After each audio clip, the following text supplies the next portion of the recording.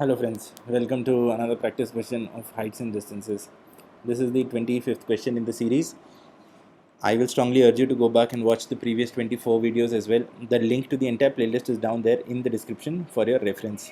अब ध्यान रखिएगा ये क्वेश्चन है एक HOTS क्वेश्चन यानी कि एक higher order thinking skills question.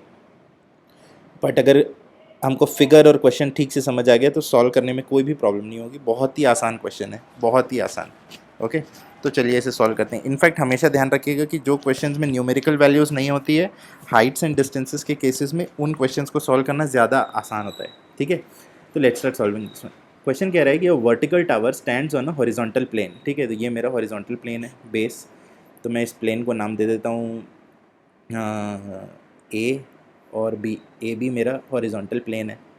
ठीक है, इसके ऊपर एक vertical tower stands on a horizontal plane. ठीक है, तो ये मेरा टावर है which stands on a horizontal plane and is surmounted by a flag staff of height H. ठीक है, और इस टावर के ऊपर एक फ्लैग स्टाफ है ऑफ हाइट एच, तो मैं टावर की हाइट को टी बोल देता हूँ। ठीक है, तो ये टी है और ये एच है। At a point on a plane and the angle of elevation of the bottom and the top of the flagstaff are alpha and beta। तो ये कह रहा है कि the angle of elevation of the bottom of the flagstaff is alpha and the top of the flagstaff is beta। ठीक है, तो question कह रहा है कि ये हमारी ज़मीन है ए बी के ऊपर एक टावर खड़ा हुआ है ऑफ हाइट टी, जिसकी हमें वैल्यू पता नहीं है, तो मैंने टी अज्यूम कर लिया है। और इस टावर के ऊपर में एक फ्लैग स्टाफ है जिसका हाइट दिया हुआ है एच। ठीक है, इसका हाइट है एच, और जब मैं एच के नीचे का हिस्सा देख रहा हूँ यानी कि एच का बेस देख रहा हूँ तो एंगल ऑफ एलिवेशन अल्फ़ा है, और जब मैं एच का टॉप देख रहा हूँ तो एंगल ऑफ एलिवेशन जो है वो बीटा है। तो we have to find that the height of the tower which we have assumed as T is this value. Okay, the height of the tower is this value. कुछ भी नहीं करना है मुझे, बेसिकली एक्स की value क्या है ये मुझे पता नहीं है। ठीक है, कि ये जो पॉइंट ऑफ ऑब्जर्वेशन है, ये बंदा जो खड़े होकर देख रहा है, ये बंदा कितनी दूरी पर खड़ा है ये मुझे पता नहीं है, तो मैं इसको x लिख देता हूँ। अब ध्यान से देखिए, मुझे t की वैल्यू निकालनी है। ठीक है, मुझे t की वैल्यू निकालनी है h के टर्म्स में, t की वैल्यू निकालनी है h के टर्म्स में, और x की मुझे पता नहीं है। तो मैं क्या करूँगा कि ये जो दो ट्राइंगल हैं, तो एक ट्राइंगल तो ये है ए बी, और इसको मैं c बोल देता हूँ इस पॉइंट को, और इस पॉइंट को मैं बोल देता हूँ d।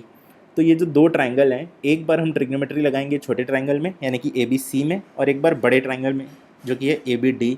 दोनों ट्राइंगल में लगाने के बाद हम क्या करेंगे, x को एलिमिनेट करेंगे। जब x को एलिमिनेट करेंगे तो हमें वैल्यूज़ मिल जाएगी t और h के टर्म में, और उस t और h के टर्म को इधर उधर करके हम t की वैल्यू निकाल लेंगे h के टर्म्स में। ठीक है, फिर से एक बार रिपीट करता हूँ, इस टाइप के क्वेश्चंस में ओवरव्यू होना क्वेश्चन का बहुत ज़रूरी है। हम क्या करेंगे, दो ट्राइंगल्स में दो बार ट्रिग्नोमेट्री लगाएंगे और x को एलिमिनेट करेंगे। x को एलिमिनेट करने के बाद t की वैल्यू निकालेंगे। ठीक है, तो पहले ट्रिग्नोमेट्री लगा लेते हैं। तो ट्राइंगल ए बी सी में जब मैं ट्रिग्नोमेट्री लगाता हूँ तो मुझे क्या मिलता है, tan अल्फ़ा की वैल्यू मिल जाती है, tan alpha is equal to T upon X. ठीक है, ए बी सी में टी अपॉन एक्स। अब एक बार थोड़ा सिंप्लीफाई भी कर देता हूँ, परपेंडिकुलर है B C upon A B. B C की वैल्यू टी है, मैंने अज्यूम की है, और ए बी की वैल्यू है एक्स। तो मैं यहाँ से एक्स की वैल्यू निकाल लेता हूँ जिसे मैं इक्वेट करूँगा आगे चल के। तो एक्स की वैल्यू क्या आ जाएगी, टी अपॉन tan अल्फ़ा। अब मैं tan अल्फ़ा को cot अल्फ़ा भी लिख सकता हूँ, पर मैं वो नहीं कर रहा हूँ क्योंकि आंसर में मुझे बहुत सारा tan दिख रहा है, कुछ भी cot नहीं दिख रहा है, तो मैं इसको रिटेन करता हूँ। तो ये हो गया इक्वेशन 1। अब बड़े ट्राइंगल में लगा लेते हैं ए बी डी। ठीक है, सॉरी, ए बी डी। जब मैं ए बी डी में लगाता हूँ तो मुझे मिलता है tan of beta is equal to ये बड़ा वाला साइड यानी कि B D divided by base यानी कि X. Okay, sorry, by A B D upon A B. तो बी डी क्या है, टी प्लस एच है, पूरा बड़ा वाला परपेंडिकुलर, ये पूरा परपेंडिकुलर। और ए बी क्या है, ए बी की वैल्यू है एक्स। तो यहाँ से देखिए मुझे सेकेंड टाइम क्या मिल रहा है, X is equal to T plus H, T plus H upon tan of beta. ये मेरा इक्वेशन 2 है।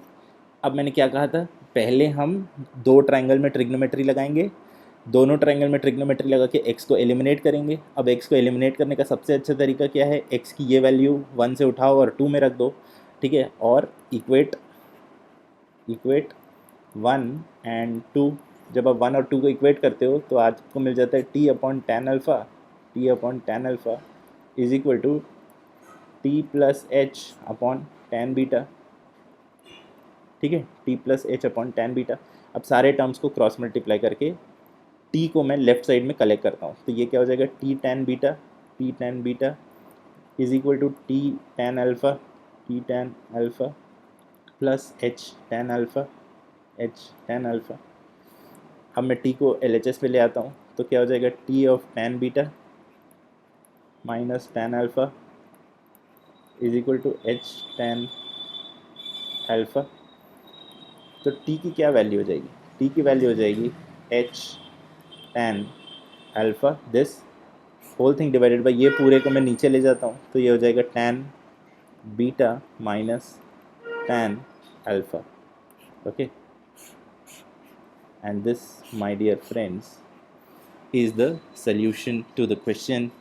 हमसे पूछा था prove that the height of the tower in terms of height of the flagstaff, तो t की value h tan alpha upon tan beta minus tan alpha. Okay, अगर आपको क्वेश्चन समझ आ गया, अगर आपने फिगर ठीक से बना लिया, उसके बाद क्वेश्चन को सॉल्व करना बहुत आसान हो जाता है।